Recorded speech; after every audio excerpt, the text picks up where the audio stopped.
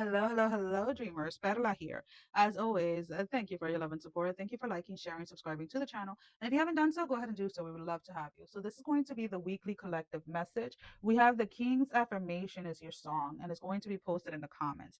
And the verse that was calling out to me in regards to this song. Let me just pull it out because I did screenshot it, didn't I? I could have sworn I screenshotted it. Or is it? Wait, give me a second, guys. I know I should have had it pulled up, right? Well, I did screenshot it, but then I guess I deleted it. Is I will be one of the greatest. That is a vow. That is a promise. For some of you, you're having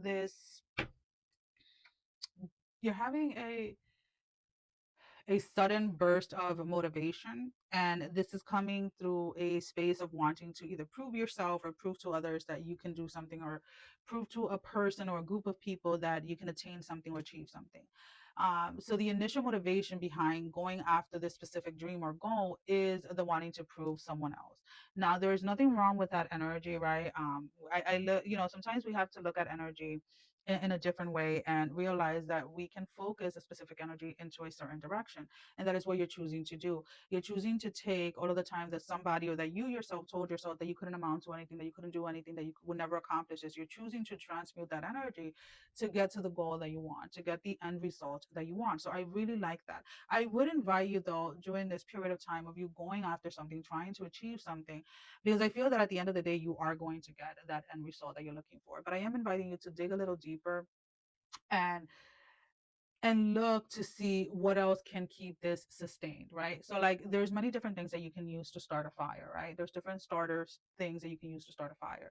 But in order to keep a fire momentum going, right? Keeping it steady, keeping it going, there's different things that play into factor here. And that's kind of like what I want you to look at. So as you're going after this going, we're going to use weight just as an example, right? So let's say you want to get into shape, or you want to lose some weight, whatever it is, right? You want to build a certain body, right?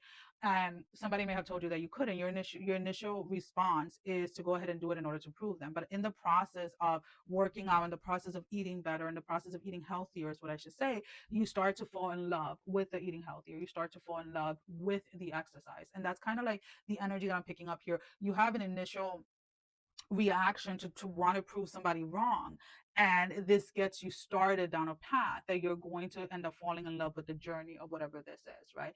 So whether this is like, purchasing your first house or financial freedom, whatever it is, there's something that you're trying to prove somebody wrong. There's something that you're trying to achieve, even though either you yourself or other people have told you that you would never be able to achieve this. And there is this energy, the space here where you this initiation of like this motivation is what you want to call it. And it's like a motivation, your motivation for this. How do I want to word this? Hold on. The initial motivation to get this started is the wanting to prove somebody wrong, but you're going to fall in love with the process of it. We have the King of Cups. So yeah, we have the Nine of Pentacles in the reverse. It's like I want to say that by the time you achieve this, right? So like by the time you get to like your goal, where by the time you have the financial freedom, by the time you have the business, like your business took off, by the time you have the house, by the time you got everything, the initial motivation, which was about proving other people wrong, is gone. The initial motivation of doing things to again rub it in someone's face is gone. Now, some of you are probably going to be like, oh, well, you really shouldn't do, you know what? I'm not saying that you should be doing it to prove somebody wrong, but so for some people, that is the way that a journey begins, right? Everyone is living different lives. We all have different experiences, and for some of us, there is this wanting to prove somebody wrong in order to get something started, right?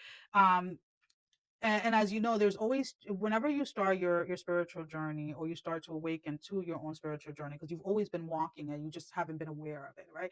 You usually become aware of it usually through challenging times, right? So like, let's say again, you're working on something really hard, you're working on being very disciplined in a certain space, and within that, your journey becomes aware to you, if that makes any sense, and you begin to fall in love with that journey itself, versus just that, oh, I'm doing this because I want to rub this in their face, and once I rub it in their face, it's done and over with. What, right? It's like, no, that's not how things are going to turn out. For a lot of you going into the space, that's how you think this is going to turn out, but it's not.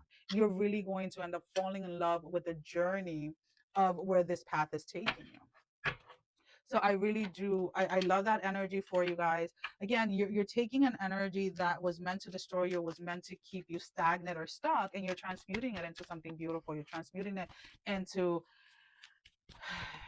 I want to say like a stepping block into your own evolution. I really do love that energy.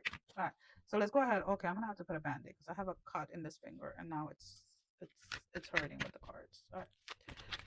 Let's see if we can move the finger out of the way. So we have the talisman of potency, charging sacred objects of power is your card. And I feel that this is pretty much like, when we think about like sacred objects, right? We can think of like a crystal, right? And how you can charge crystals with the moons, you can do certain rituals and things like that.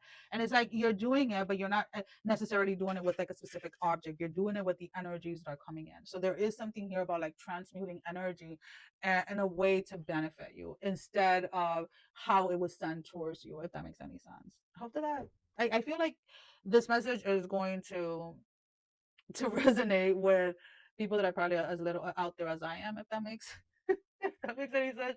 I feel like some of you are just looking at me and you're just like, what the F is she talking about? Like transmuting energy. So for those of you that this resonate, it's like you know exactly what it is that I'm talking about, right? Like there's this thing where something just clicks one day and it's like, hey, I can actually use this energy in a different way. I don't have to keep it or receive it in the way that it was sent to me. I can seriously take this energy and transmute it into whatever it is that I want. And that is what you're realizing, and that is exactly what it is that you're doing during this time, and you're falling in love with that process. Well, that is all that I have for you. Sending every single one of you love, strength, and blessing, guys. Take care. Love you all. Bye bye.